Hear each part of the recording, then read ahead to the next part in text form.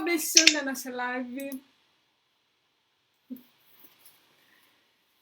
Olá, todos estamos aqui novamente depois de vários dias de descanso. Dei uma folga para vocês, né? Muita live.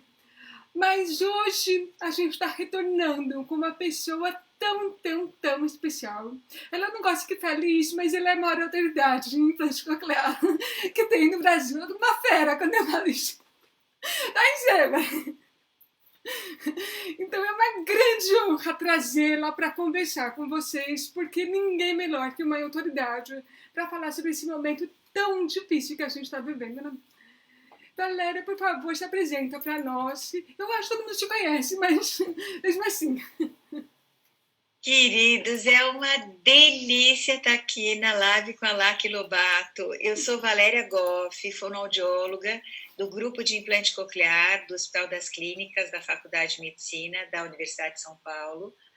E, de fato, é uma farra muito boa estar fazendo qualquer coisa com a Laque e, mais ainda, falando aqui para vocês, me juntando e tentando me aproximar, apesar dessa distância que esse momento todo que a gente está vivendo está nos obrigando a manter.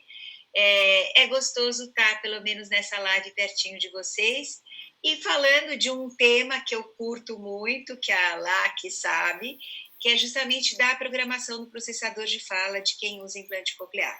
Sejam crianças, sejam adultos, a gente sabe que o implante é bárbaro, de fato, uma mudança de vida para quem não pode escutar ou não pode escutar tão bem com uma prótese auditiva convencional, poder fazer o implante coclear.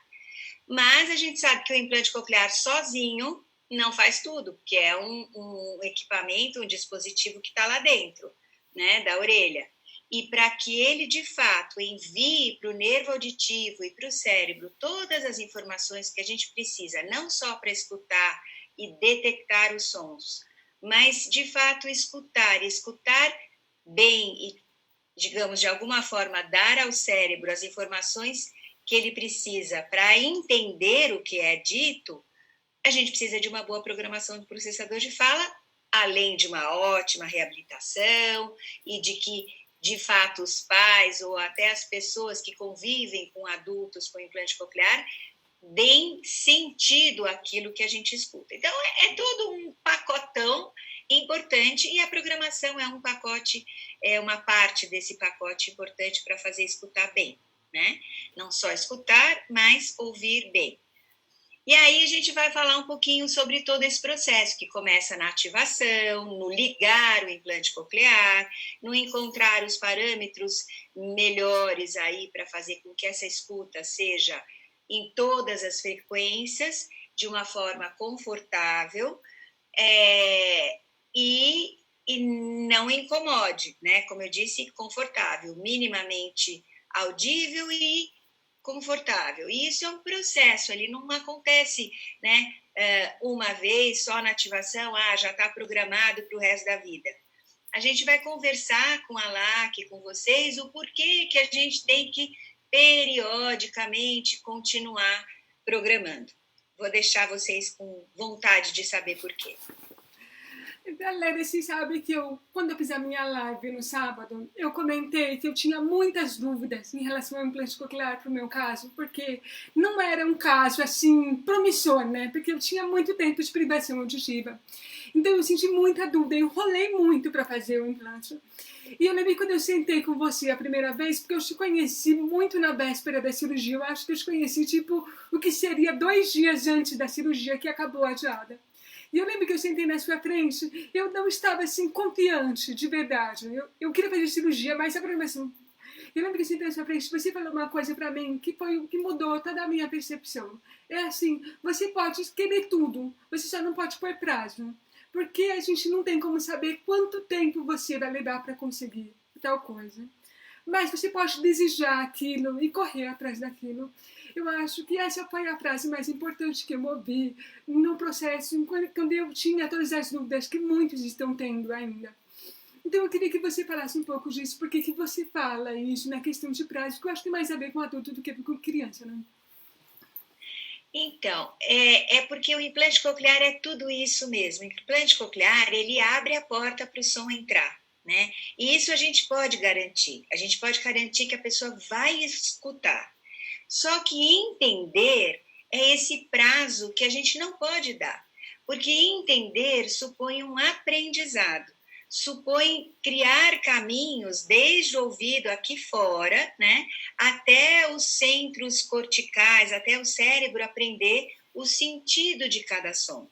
Por isso que eu digo que é importante que é um pacote, né? E você menciona que tem um prazo aí de aprendizado. Quem já aprende... Exatamente. Exato, não um período. Não dá para saber qual é o prazo, exatamente. Porque quem já escutou, como era o seu caso, mesmo fazendo muito tempo que você tinha perdido a audição, o seu cérebro estava lá, formadinho, digamos, né? Você tinha escutado alguma vez na sua vida, existia já um caminho, né, de vias auditivas formado e desenvolvido, e que tinha que ser acordado, digamos, né, reaprender a ouvir o som que o implante coclear ia, e como está te oferecendo até hoje. Eu acho que eu acho que você ainda, tanto tempo depois da primeira, tanto tempo depois da segunda cirurgia, eu acho que ainda descobre coisas, né, e aprende coisas novas de como escutar, de como é o som, ou até aprende a lidar com situações, às vezes, mais desafiadoras de escuta, como no silêncio, como num ambiente grande, no ruído, como num ambiente grande, enfim. É um aprendizado constante, né? Eu digo que é um aprendizado até de uma língua nova, que eu chamo de implantês. Então, aprender implantês para o resto da vida, né?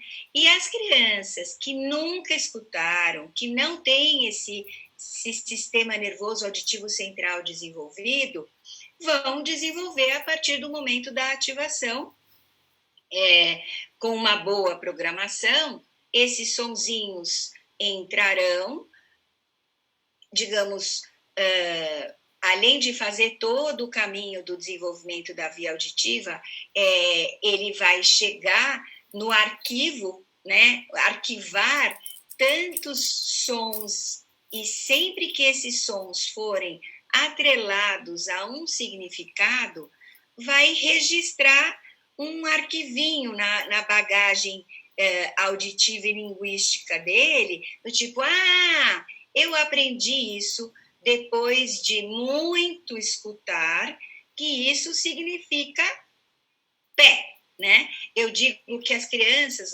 que nasceram ouvindo, como eu e muitas outras mães e pais e, enfim, maridos, como o Eduardo, a gente nasceu, e você mesma, a gente não aprendeu que pé é pé e barriga é barriga com um dia de vida, nem com 2 meses, nem com 3 meses. Depois de um ano, depois que a gente tomou 365 banhos, que a mãe da gente lavou a nossa barriga, o nosso pé e a nossa mão, aí que a gente aprendeu. Isso que ela fala pé e faz cosquinha no meu pé, isso é pé. Só que demorou 365 banhos para eu aprender isso. E com as crianças com implante coclear não é diferente, né? Tem que ouvir muitas vezes a mesma coisa e dar sentido muitas vezes aos sons, repetidas vezes, para registrar que aquilo tem aquele significado, né? Por isso que o prazo é indefinido. Uma coisa que eu gostaria de saber, no caso de crianças, esses prazos, eles são similares aos de adulto, que não dá para a gente prever, ou no caso de crianças, a gente consegue ter uma previsão melhor do que a gente pode esperar dentro de um determinado período?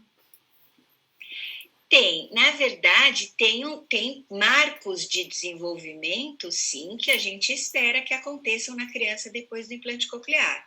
E eu gosto muito de fazer uma comparação mesmo, né? Uma analogia desses marcos de desenvolvimento que a gente espera nas crianças que fazem implante coclear, de fato são os mesmos marcos de desenvolvimento de uma criança que nasce ouvindo.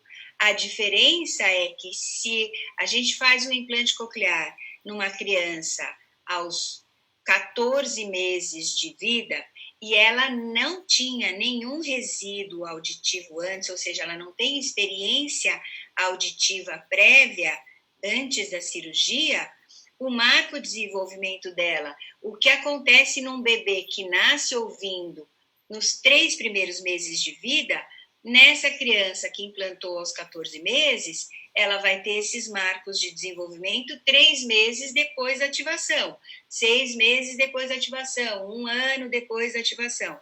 Então, ela segue quase os mesmos marcos de desenvolvimento que uma criança ouvinte a partir do momento da ativação.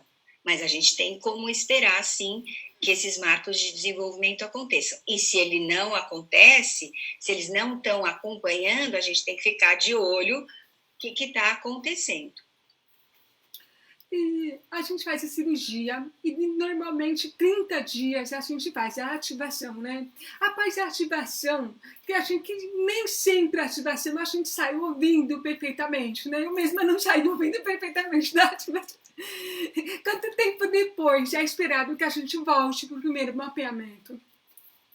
Então, a nossa rotina no grupo de implante coclear no HC após a ativação, geralmente na ativação a gente faz 4 mapas progressivos, porque de fato a corrente que a gente precisa para ativar e para acordar esse nervo auditivo e esse cérebro, a gente costuma ser bem cautelosa para que haja primeiro um prazer em escutar antes de definitivamente escutar tudo. Né? Então, a gente vai abrindo a porta aí devagarzinho. Então, a gente faz 4 mapas para as pessoas irem ouvindo um por semana e abrindo aí esse som.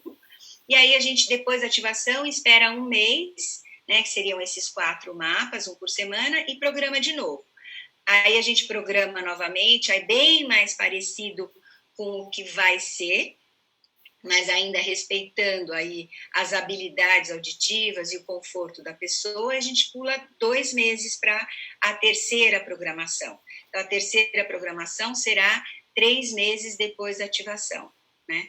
E aí a gente pula, no primeiro ano, em 3 meses. Então, a gente programa essa 3 meses, 6, 9 e 12 meses. Então, durante o primeiro ano, a gente costuma programar 6 vezes, mais ou menos.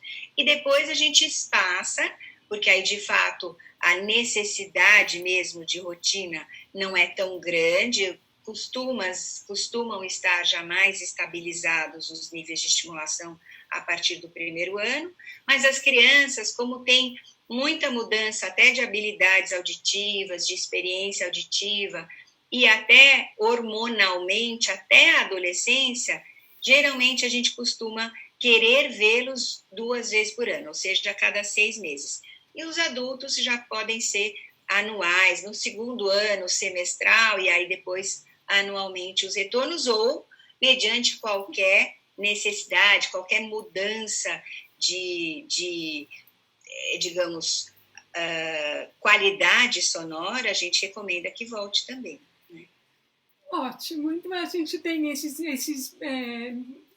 intervalos, que eles devem seguir um protocolo, porque deve ter ficado claro que esses intervalos eles são necessários, 3 meses no começo, 6 meses depois, para 1 ano. E como que estamos fazendo nesse momento em que muita gente está em casa? Então, quando é digamos, um retorno periódico desses que deveriam ser anuais, se ele atrasar 1, 2 mesezinhos, de fato não tem problema. Tem problema as ativações, então a gente conseguiu, graças a Deus, no hospital, manter as ativações, as pessoas puderam vir ao hospital, e quem não pôde vir, a gente conseguiu fazer ativações online, seja na sua cidade, com parcerias. Então eu fiz até com o Bruninho e a Márcia Cavadas no Rio de Janeiro, a gente fez uma ativação que o Bruninho não precisou viajar a São Paulo, mas a gente manteve a ativação dele.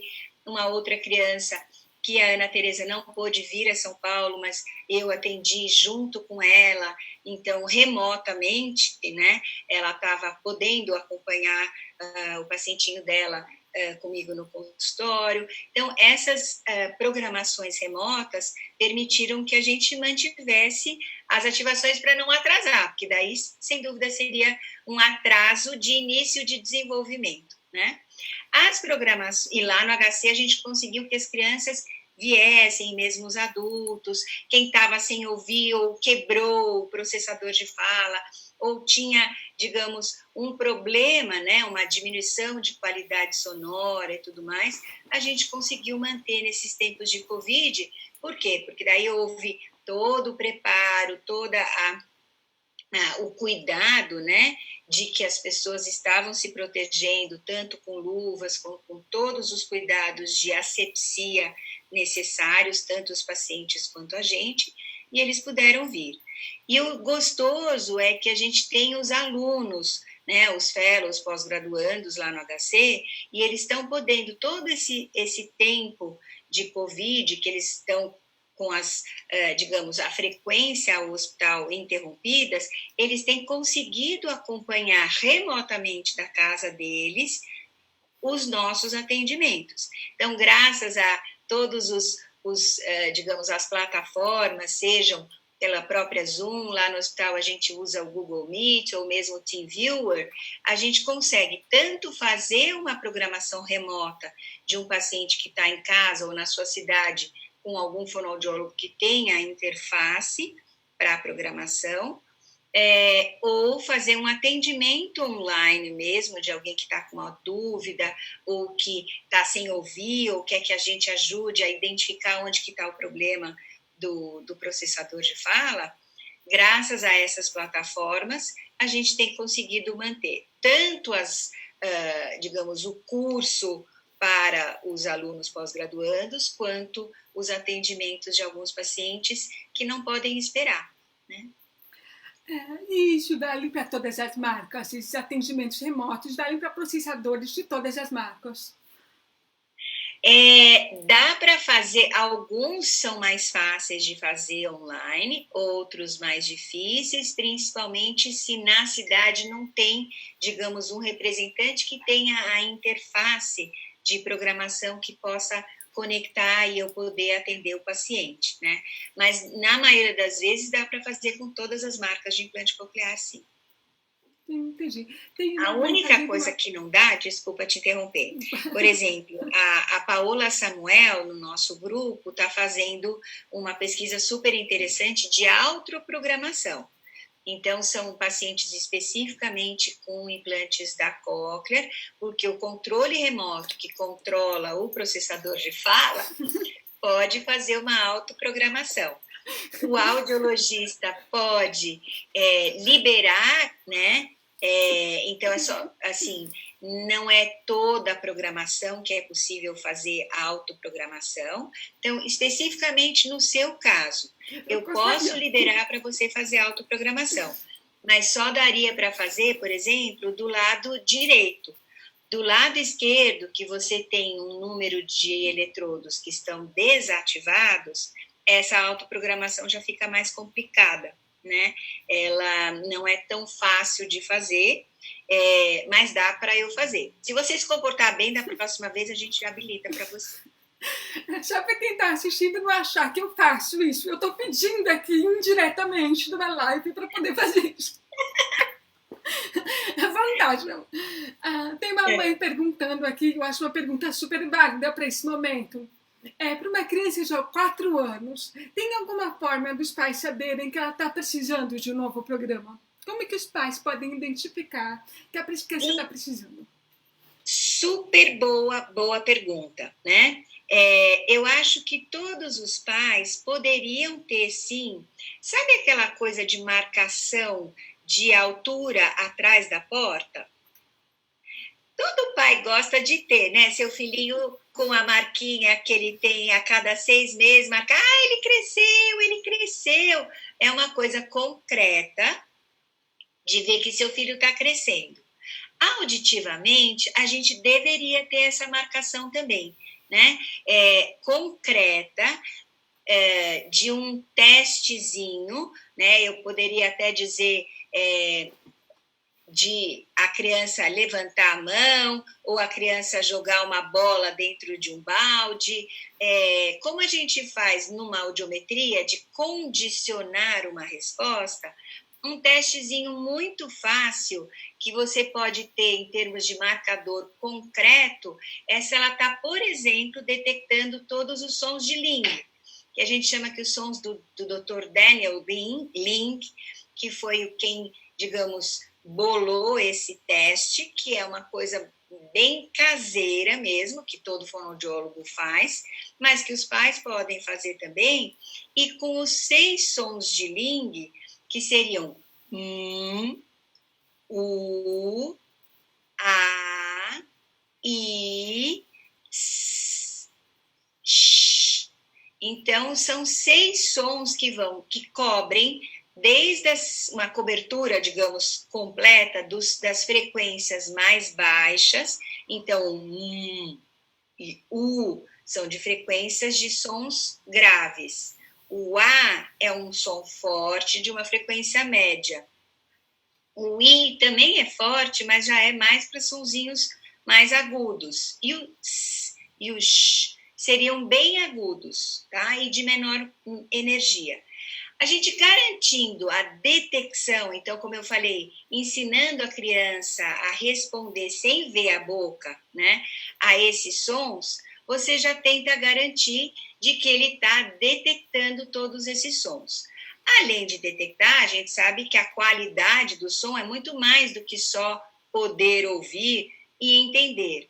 Então, cada pai deveria saber se o seu filho está, digamos, adquirindo ou já adquirida todas as habilidades auditivas de discriminação, se ele sabe dizer o que é igual ou diferente, ou se ele já sabe entender ordem simples, sabe justamente as partes do corpo, sabe apontar o nariz, o olho, o cabelo.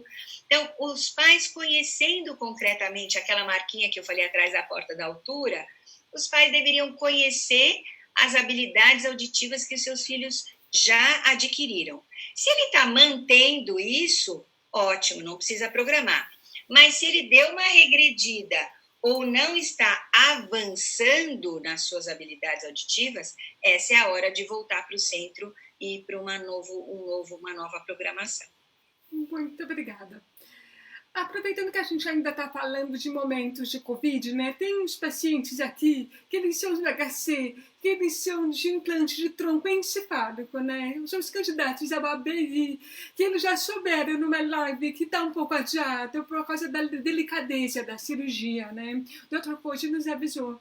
Mas eles querem saber se os atendimentos com fonos deles, as consultas também foram adiadas, se eles teriam como fazer como teleatendimento, até para eles saberem se eles podem acompanhar a situação. Isso é perfeito, também uma pergunta super válida, e a gente está, sim, com um número, a gente está mantendo os atendimentos no HC, mas com um número bem reduzido de atendimentos, justamente para evitar aglomerações, tanto na sala de espera, quanto na nossa própria sala de atendimento. Então, a gente espaçou, foram adiadas várias consultas, tanto das avaliações quanto da programação também dos implantes de tronco cerebral, mas se eles quiserem entrar em contato conosco e marcar uma conversa remota, online, está super aberto, isso dá para a gente fazer e agendar, né? Então, eles podem telefonar no telefone 11 2661 9491 e agendar, e pedir, olha, a gente quer agendar uma consulta online.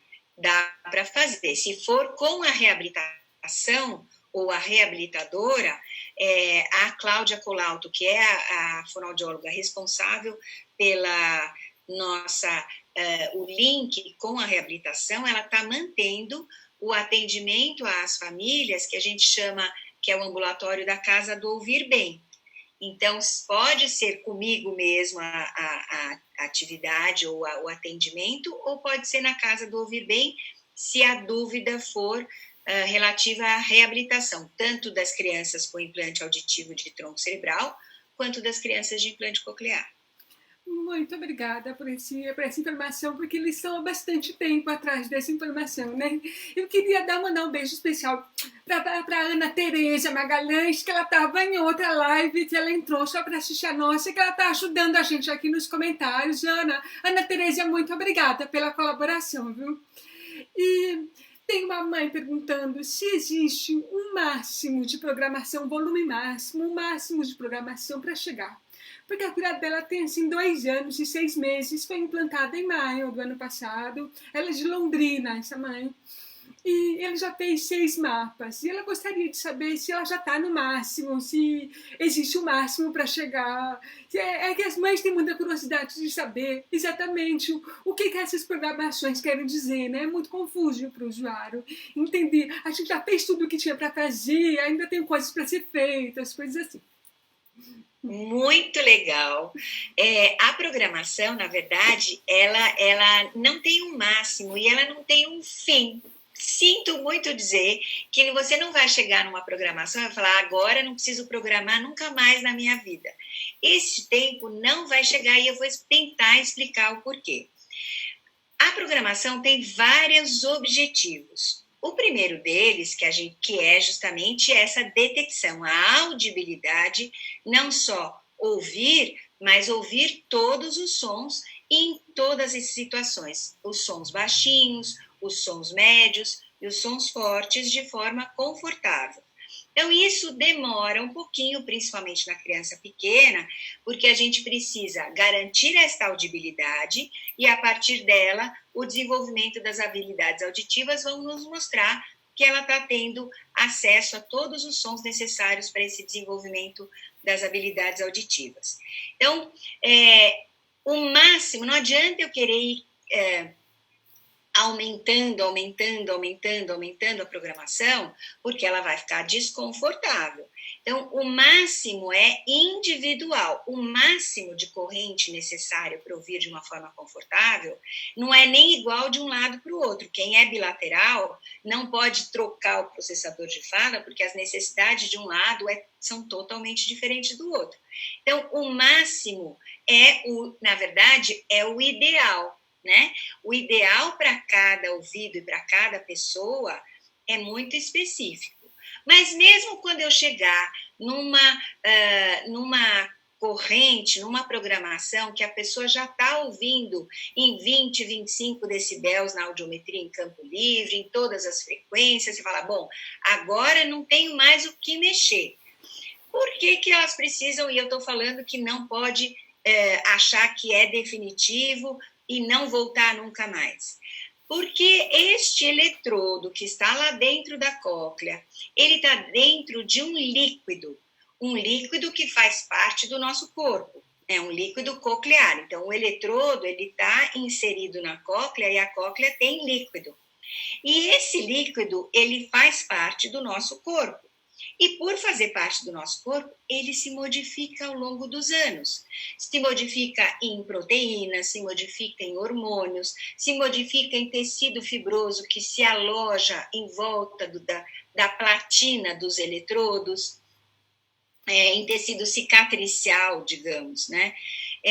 E essa modificação ao longo do tempo faz com que o nível de corrente que a gente precisa para chegar nas células ganglionares, nas células nervosas do nervo auditivo, se modifique, ele seja uma coisa dinâmica, né? Então, por exemplo, eu falei que as crianças em idade de puberdade, na adolescência, por causa dos hormônios, a gente já teve crianças que de um dia para o outro colocou o processador de fala do tipo não consegue mais usar aquele mesmo mapa que ela estava usando durante um ano inteiro, às vezes. Eu tive uma senhora que teve problema hormonal tiroidiano e ela também já era uma adulta pós-lingual que estava vindo uma vez por ano, que já estava implantada há mais de 6 anos. E aí, um belo dia, ela teve um problema hormonal tiroidiano e isso fez com que ela não estava escutando mais direito. Ela falava, Valéria, não estou escutando, meu marido fala da outra sala, e é uma coisa que eu a vida inteira pude escutar, eu não estou mais escutando. E aí a gente foi ver, depois de meses, que o problema era hormonal tiroidiano. A hora que ela resolveu o problema hormonal, o mapa voltou a ser estável de novo. Então, o fato de que o eletrodo está dentro do corpo e que o corpo tem um metabolismo dinâmico, as programações precisam acompanhar essas necessidades que, às vezes, são pontualmente diferentes para um paciente e para o outro. Aproveitando que a gente está falando de hormônios, quando a mulher engravida ou entra na menopausa, isso pode afetar os eletrodos também? Pode afetar justamente esse equilíbrio, digamos, proteico e hormonal dentro da cóclea e pode variar. Do mesmo jeito que a gente, às vezes, durante a gravidez, não gosta de um cheiro, ou o cabelo muda, ou, enfim, se incha. São respostas metabólicas que cada pessoa tem uma diferente da outra e que, sim, podem variar os líquidos intracocleares onde estão os eletrodos. Tem uma pessoa fazendo uma pergunta bem interessante, que é uma curiosidade minha. Por que são 30 dias da cirurgia até a ativação? Por que 30 dias? Esse protocolo ele é padrão? Ou daria para diminuir esse tempo, aumentar esse tempo? A gente tem curiosidade de saber por que 30 dias. Super atual essa pergunta, inclusive, porque são só vocês que estão se fazendo essa pergunta, nós profissionais e os cirurgiões também fazem essa pergunta. Tá? Então, de fato, as 4 semanas, não são 30 dias, seriam mais ou menos 4 semanas. A resposta é assim: já tem gente fazendo programação e ativação antes desses tempos, tá? Tem vários estudos sendo levados a cabo para identificar se é possível adiantar isso.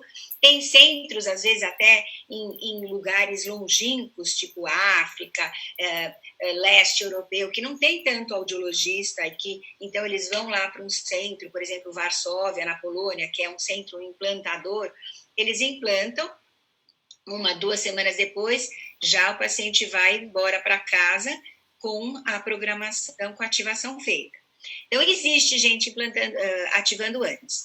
Nós ainda mantemos por alguns motivos. Primeiro, os primeiros 15 dias, com a cicatriz aberta, né, não é saudável você apoiar o processador de fala atrás da orelha, até porque os pontos não estão totalmente, a cicatriz não está totalmente fechada, né? Então, poderia ser aí uma entrada de micro-organismos indesejáveis e que dificultariam a cicatrização.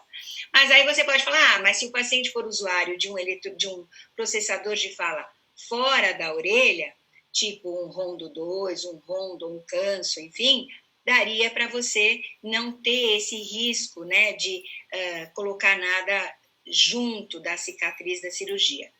Mas, mesmo assim, embaixo da pele, houve toda uma manipulação cirúrgica de descolamento da pele para pôr o receptor estimulador.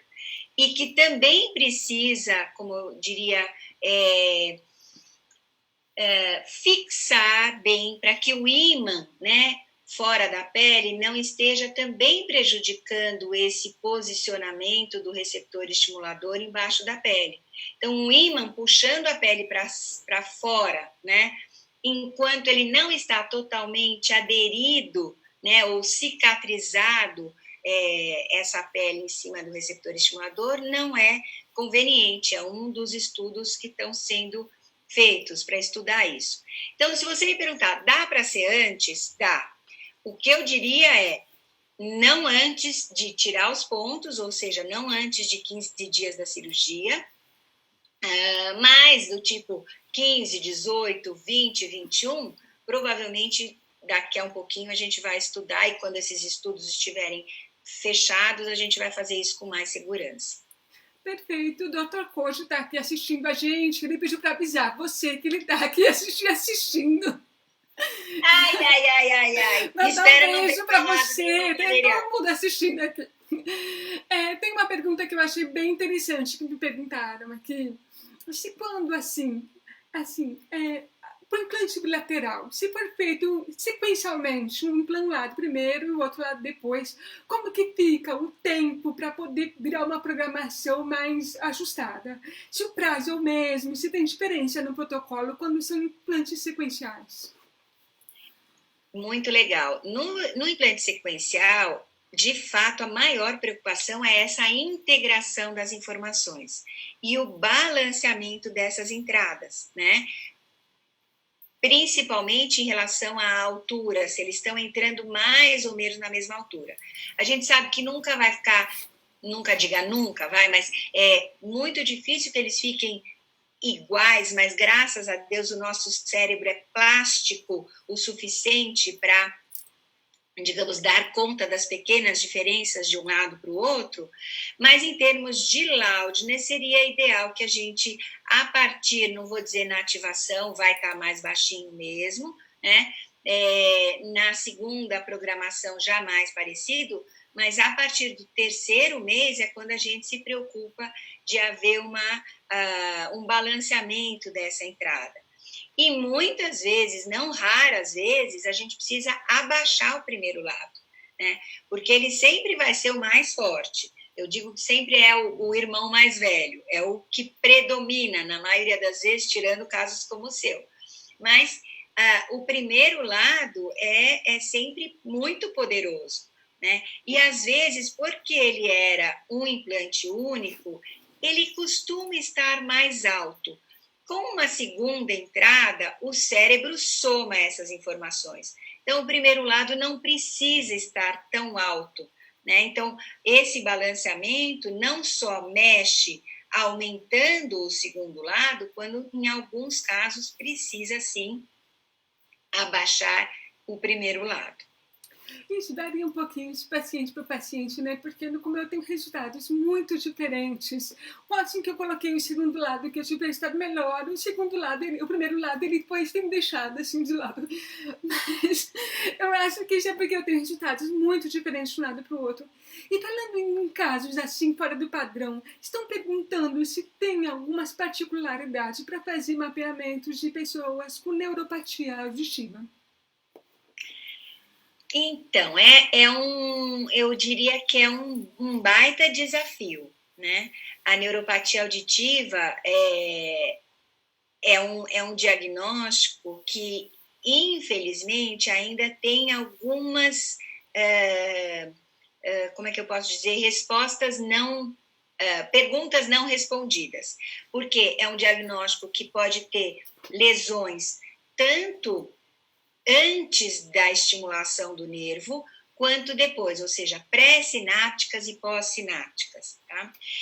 Quando essa neuropatia, o problema for só, por exemplo, dentro da cóclea, né, a gente já meio que fica sabendo na própria cirurgia, porque já tem resposta neural intraoperatória, o prognóstico é super bom, e aí eu diria que tem poucas diferenças na programação, como outras etiologias.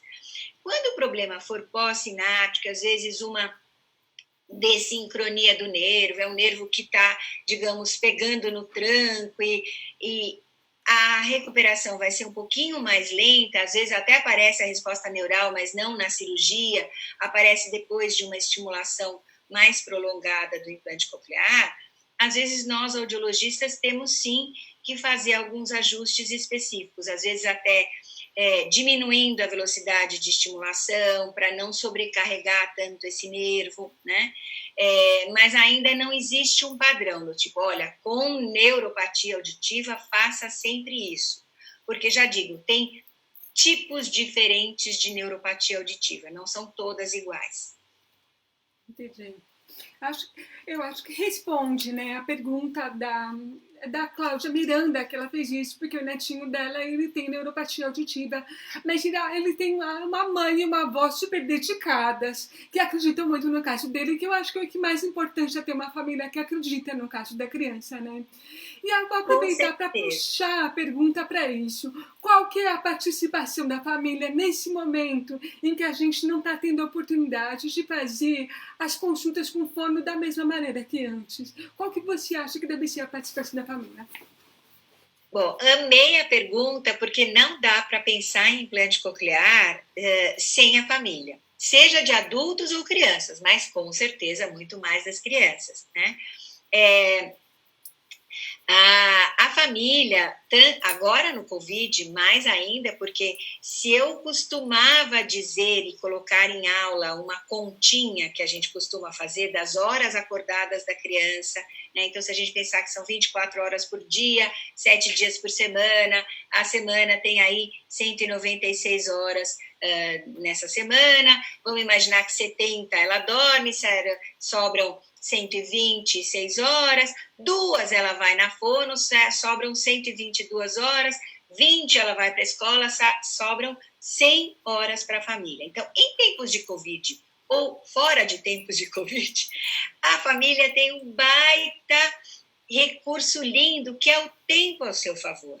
Aí, se vocês vão perguntar, nossa, mas a gente vai ter que trabalhar com os meus filhos 100 horas da vida dele por semana. Não, tem que viver, tem que brincar, tem que experimentar, tem que ir ao supermercado juntos. Agora não, né? Mas tem que aprender a lavar louça juntos, tem que aprender a lavar banheiro juntos. E todos esses momentos serão momentos super ricos de estimulação, né? De fazer brincadeira com a água, com a esponja, de experimentar a esponja mole, a esponja dura, a escova mole, a escova dura. Vamos pôr a criançada para brincar, de limpar. Mas ela, olha quanta riqueza, né? Vamos pegar a escova amarela e limpar a escova vermelha. A mamãe brinca com a escova vermelha, você limpa com a escova amarela. E vamos todos limpar, e aí lavar a louça, e põe ele no cadeirão, se é um bebê pequenininho que não vai lavar a louça ainda, põe ele no cadeirão e mostra que você está colocando na esponja amarela o detergente, limpando o prato, porque a gente já comeu gostoso. Enfim, tem o dia a dia da gente em casa. Tem um monte de situações legais para conversar com a criança, contar a vida para a criança, e enquanto a gente conta o que a gente faz na vida, ela está escutando e repetidas vezes está associando o que a gente está falando com aquilo que a gente está vendo, com uma situação significativa, com uma situação representativa, né? Não é mostrar uma figura e falar pato, não. Tem que ir na banheira e fazer o pato nadar e falar que o quaquá é o pato amarelo que está nadando. Todo dia a mesma coisa, né? Então, essas vivências representativas são o que a gente aprende, né? São como a gente aprendeu, e com a criança não é diferente. As crianças vão precisar, sim, entender que tem regra, que tem hora, que tem rotina, né? Do mesmo jeito que qualquer criança, né, que nasceu escutando. Precisa de um pampam no bumbum de vez em quando, né? O que todas as crianças precisam. E um pouquinho mais de atenção, né, para a audição. E para o aparelho estar funcionando, né? Se a pilha está carregada, se está colocada certa. E você acha que, já que a gente falou que a gente tem 4 mapas, você acha importante que a gente tenha mapas para cada situação? Por exemplo, você falou de tomar banho. Eu imagino que a gente tem que colocar alguma capinha de proteção, né, para poder tomar banho com o aparelho, porque o banho é um momento que praticamente eu não uso.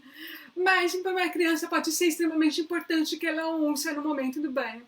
E algumas tecnologias têm o microfone fora da capinha, mas a maioria o microfone fica dentro da capa. E você acha que é ideal que as mães que vão fazer uso desses momentos de lazer, elas peçam para a fono fazer uma programação especial para usar com as tecnologias de proteção? Acho bárbaro. Não sei se precisaria uma programação especial, a não ser no caso de quando o microfone está fora. Então, precisa ter um mapa, né, para, digamos, no caso da Advanced Bionics, quando o receptor, o microfone for usado na antena.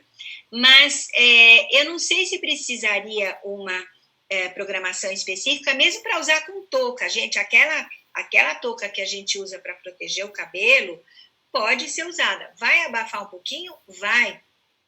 Mas ela digamos, o som vai entrar, e o que eu diria para o fonoaudiólogo que programa, ou mesmo a reabilitadora, junto com os pais, ver se, por exemplo, naquele mapa existe a possibilidade de aumentar o volume, ou às vezes abrir um pouco a sensibilidade do microfone, se for o caso. Então, sim, aumentar o volume, ou ter um mapa que a mãe já sabe, esse já está pronto, é o mapa do banho. Também é uma possibilidade se ela combinar com a fono, né? Mas dá para usar touca de natação, né? Lógico, principalmente se a criança toma banho de banheira e tudo mais, mas se for de chuveiro, uma boa touca, ou até, lógico que todas as marcas de implante coclear têm uma proteção, que eu digo que é o maiô, né? Se puder usar o maiô do processador de fala, melhor ainda. Mas se não tiver, não deixem de usar o banho como um momento tão rico, tão gostoso. A maioria das crianças ama o banho, né? Gosta até de ficar mais tempo no banho brincando com a água. Então, se for um banho de banheira, ou enfim, se for o banho de chuveiro, aí eu recomendaria realmente uma proteção mais atenta do processador de fala, com uma touca de natação e tudo mais, e mesmo que você não tenha um mapa, que você não tenha combinado com a sua fonoaudióloga um mapa específico para o banho, pode usar. Vai estar um pouquinho abafado? Vai, mas vai ser rica igual a estimulação. Tem uma pessoa perguntando se já teve algum caso de, eu imagino que seja mais para paciente adulto, da pessoa a implantar, ativar e não ter uma resposta na programação, demorar um pouco para aparecer uma resposta. Sim, já aconteceu, não vou dizer que foi tão raro, dependendo da causa da perda de audição, né? Por exemplo, os casos de meningite, né? Pode acontecer de a gente, ou os mesmos até casos, não vou dizer, de neuropatia, né? Então, outras neuropatias, que não só o diagnóstico de neuropatia auditiva, mas quando houver algum problema neural, de que o nervo ainda está, digamos, despolarizando assincronicamente. Então, tem situações e tem causas de surdez que podem demorar mais para começar a ouvir, sim. Já nos aconteceu. Eu tenho um caso queridíssimo de mães que acreditaram em mim quando eu falo, ele não está respondendo, mas ele está sendo estimulado, esse nervo vai acordar, e elas acreditaram em mim, né? Uma delas, querida Rose, do Rio de Janeiro, não vou falar o nome da filha por questões aí de anonimidade, mas ela acreditou, e realmente a filhota dela, depois de uns 6 meses, é que começou a dar alguma resposta. Mas a gente estava estimulando, né? E nesses casos, a programação é mais importante ainda para a gente ir abrindo exercitando esse nervo aí, para que ele de fato responda, mas às vezes demora.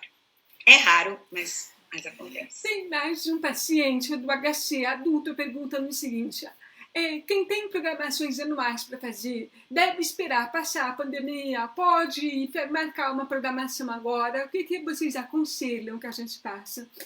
Tem gente que, por exemplo, meu caso, eu estou adiando, eu teria um mapeamento agora, mas eu vou adiar, porque não é tão urgente. Mas tem gente que falou que está trabalhando em casa, com videoconferência, e diz que não está ouvindo tão bem. Seria indicado que a pessoa procurasse um novo mapeamento? Pode procurar. Geralmente lá na HC as pessoas já saem de cada programação anual, já tem a data da próxima programação do ano seguinte. Então, se ela já foi adiada, se ele era nesta época e ele foi adiado, mas gostaria de voltar porque tem um problema pontual, a gente tem um ambulatório específico que a gente chama de pronto atendimento, né? Então, vamos imaginar, ele está com uma programação anual para agosto, mas agora é que ele está com dificuldade porque ele está sentindo que o mapa dele não está dando conta dessas videoconferências e tudo mais. Pode ligar na Damares ou na Adriana e marcar o nosso ambulatório de pronto atendimento, que a gente não vai fazer uma programação como a gente faz de testes e retestes, mas a gente vai tentar, sim, pontualmente resolver qual é o problema agora dessa conexão, eventualmente, ou dessa programação que não está dando conta da videoconferência. Então, pode adiantar, digamos, o retorno conosco. Uma outra pergunta bem difícil que estão fazendo está ligada ao momento de coronavírus. Pacientes do convênio que tinham plano empresarial e perderam o emprego por causa da pandemia, eles poderiam pedir para ser transferidos para o SUS. Então, isso é uma análise pontual, né? Eles têm que, digamos, fazer uma solicitação com o fonoaudiólogo que os acompanha ou com o chefe do grupo, no caso, o Dr. Robinson Kojitsuji.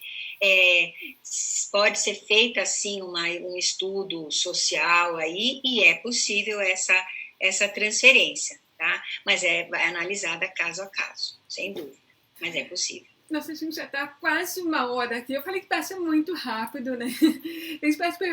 Eu fiz a maioria das perguntas que o pessoal tá fazendo, mas eu já gostaria que a gente encerrasse daqui a pouco, porque para a gente poder dormir, se tem alguma consideração, que não poder dormir, mas poder descansar, porque imagino que você tenha tido um dia longo. E aí eu queria saber se tem alguma consideração que você gostaria de fazer antes da gente encerrar e as pessoas fazerem as últimas perguntas, né? Para a gente já saber que a gente já está terminando. Eu tenho, sim. Eu acho que eu tenho procurado estimular as pessoas a ler os seus livros, porque esses dois últimos, aliás, eu adorei o Almanac e quero mais, mas esses dois últimos do ser diferente foi uma sensibilidade muito especial. E agora, em tempos de Covid, eu, a semana passada, dei esse de adultos para um outro paciente. Isso.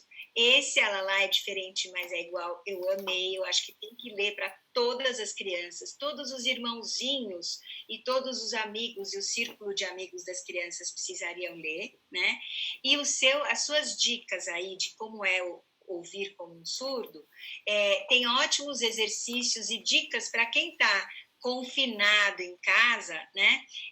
Procurar fazer esses exercícios de atenção auditiva, de memória auditiva, enfim, tem um monte de dicas que eu sugiro que vocês explorem nessas duas últimas suas publicações, que estão fantásticas. Muito obrigada. Eu fiz algumas lives voltadas para o conteúdo do livro, né?